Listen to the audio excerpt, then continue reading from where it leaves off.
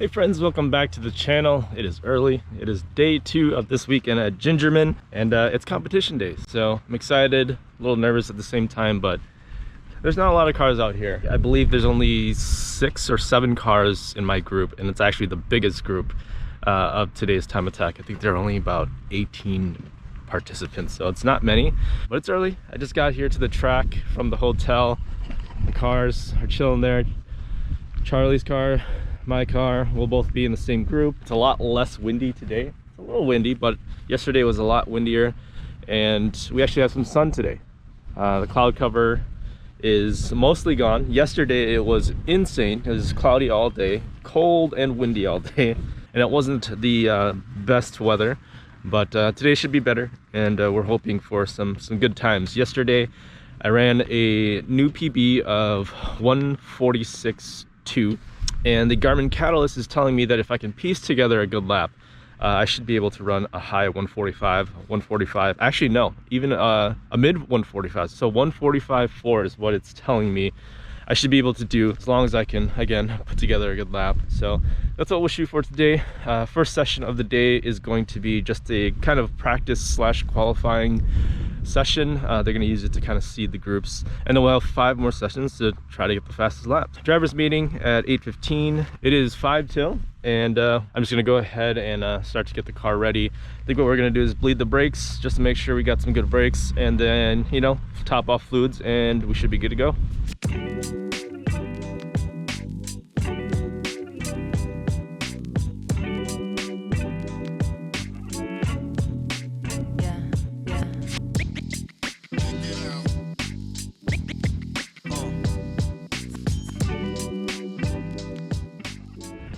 All right, my car's prepped, ready to go.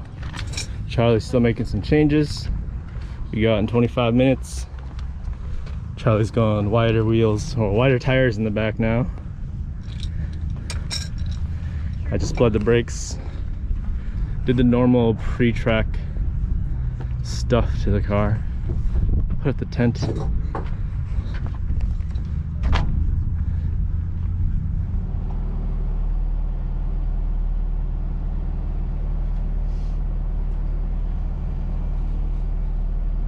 All right, so just came back off my first session. Wilson's here now too. What's up? I didn't have any form of timing or anything in my car, and I actually forgot to hit the record button on the GoPro, so there's no footage of that at all. But I came back in. Brandon has the timing and scoring, the live timing and scoring. You came in at a 1:45.755 on your last lap. On my last lap. So you guys didn't see it, but I took maybe about a good 2 laps to really warm up, and then I did maybe like 2 or 3 flyer laps. Then I started to get some brake fade, so I slowed down for a good 2 laps just to get the brakes to cool down, and then I did one last flyer lap. That's when I did the 1:45.7. You did a 1:45 on that first flyer lap, and you did 1:46 on the second one. Okay. And then you slowed down to get your brakes back. Yeah. That last lap, the last one was your fast lap. Got it. Your fastest lap. So I'm in the 1:45s now. Yeah. How's everyone else doing? What am I looking like compared to everyone else? They're doing better. They're faster, huh? No. Oh. Okay. I think the next fastest person, that Mustang, was still 4 seconds off your pace. Everyone else was 13 and up. 2 minutes. 13. What do you mean 13? 13 seconds. Oh, slower 13 seconds slower. Yeah. Oh, wow. And slower than that. Everyone else is. I'm gonna have to look. All right. Yeah.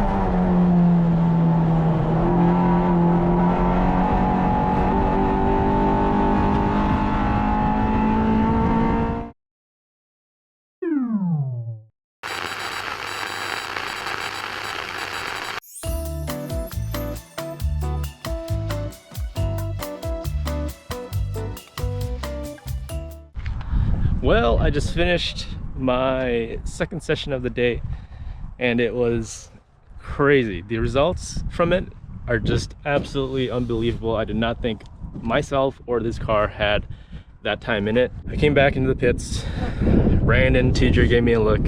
I didn't know exactly what I ran because I don't have anything in the car to track the time. So I came in, shut the car off, and they said, you ran a 1:43.9. I completely skipped the 44s and I jumped into the 1:43s. So really high 1:43s, but somehow based on the things I changed up, a little bit more confident going through turn 7, 8, and 9 complex. I was able to find a good amount of time over there. My previous best was a 1:45.7 and now it's a 1:43.9. So it cut off, you know, a good 1.5 seconds, if not more than that. Yeah, it's crazy to think that this thing, bone stock GSR swap, making 174 horsepower and a 2,300 pound car with me in it, is capable of doing times that, you know, some guys with K series swaps are doing. Currently still sitting in P1. We regrouped, or they regrouped the cars, so the groups would consist of cars that run similar times. So I got bumped up to group 1. I was previously group 3. There should be 4 more sessions, and obviously I'm just going to keep driving and trying to stay comfortable, focused, and just drive. Super excited, super happy that I'm just able to get to the 43s. Like, I didn't think this thing had a 44 or 45 in it, but day in and day out it keeps proving itself. And yeah, we're happy. I'm happy, and currently sitting P1, so let's hope it stays that way. But a lot of these guys out there are pretty fast, and I'm sure they're gonna start finding some more time too, so I can't necessarily figuratively let off the throttle yet, so I'll keep you guys updated. Ride home to go get my truck and trailer. Need help with anything? No, I'm good. I was like, yeah, I'll come get you. Jason, join us. Join you in what? Just Oh, joined just us. hanging out? Yeah, hanging out. Yeah, there's no one here. The crew's getting bigger. Nice.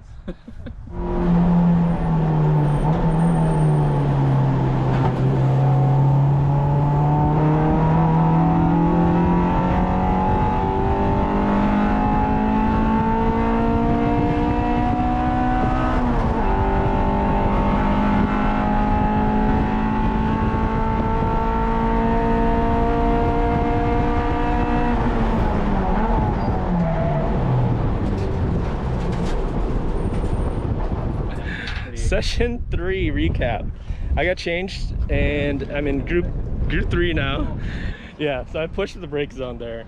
And I was like, I'm not gonna make it, so I just went straight into pit lane. And then I looked over and the checker flag was out anyway, so I was like, it's a good timing, I guess. Yeah. Pull at 144 there. 144 what? It's 144.8, I think. Okay. One grade. 144.7 and then 144.5. 144.5, okay. Yeah, so really. All right, 144.5. Honestly, I think the 43.9 is gonna be the best I'm gonna do today. Yeah. Still consistently 144s, so I'm happy with that. Again, I didn't even think I would be running 144s, so I am. On the quest to find more time, we decided that we would try to change up the gearing going through turn 8 and 9. Traditionally, I would short shift from 3rd to 4th at the end of 8 going into 9, letting it breathe, letting the car settle, and then getting back into the throttle for turn 9. But because of the short shift, you could see that the RPMs stay a little bit low and the acceleration really isn't there, so we decided we would just try to stay in 3rd gear, and instead of short shifting, we would just lift, let the car breathe, settle, turn in, then apply throttle again. The first time going around wasn't too bad, but the second time when I went through it with some decent speed, you could see that the car itself was really unsettled. It wasn't really happy. I had to counter steer. So we concluded that although acceleration might be a little bit quicker in gear 3, we would still short shift to 4 and kind of sacrifice the acceleration for a more stable car through turn 9.